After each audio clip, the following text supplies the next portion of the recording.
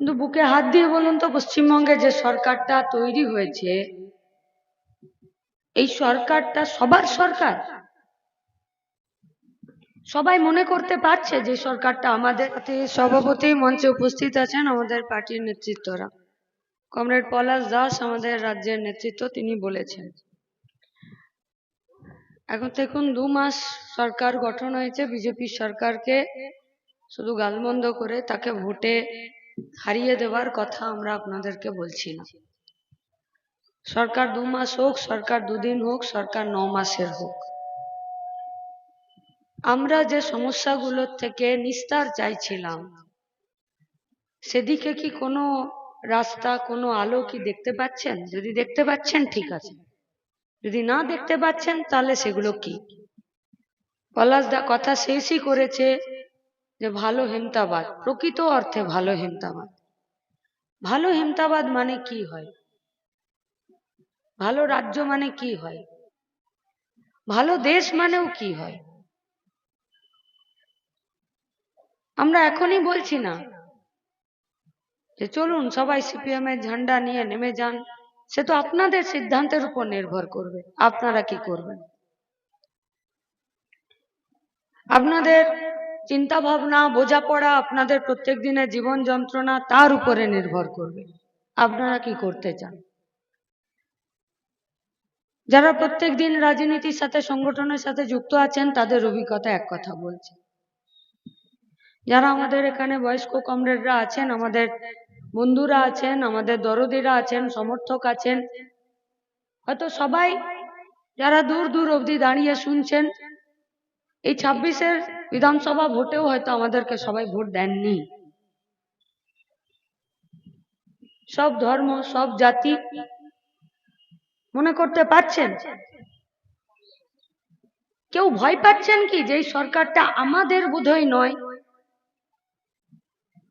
কাল যদি কোনো বিপদ হয়, কাকা বলছেন এই সরকার জাতপাতের, তার মানে নির্দিষ্টভাবে কোনো জাতি, কোনো ধর্ম মনে করছেন যে এই সরকারটা আমাদের নয়।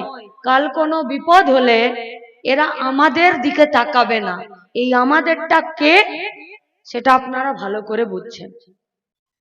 পশ্চিমবঙ্গের ইতিহাসে প্রথমবার এমন একটা পার্টি আমাদের দেশের, আমাদের এই পশ্চিমবঙ্গের সরকার পরিচালনা করছেন, যাকে পশ্চিমবঙ্গের 10 কোটি মানুষের সবাই নিজের সরকার বলে মনে করতে পারছেন না। এটাই হলো পশ্চিমবঙ্গবাসী হিসাবে, পশ্চিমবঙ্গের সরকার হিসাবে আমাদের সবথেকে বড় খারাপ লাগার দিক। কার কার নাম এসআইআরে বাদ গেছে? হাত তুলুন। কার কার নাম ট্রাইব্যুনালে আছে? কার কার নাম আছে?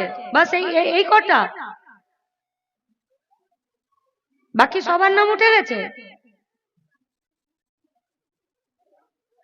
আছে? নেই নাম?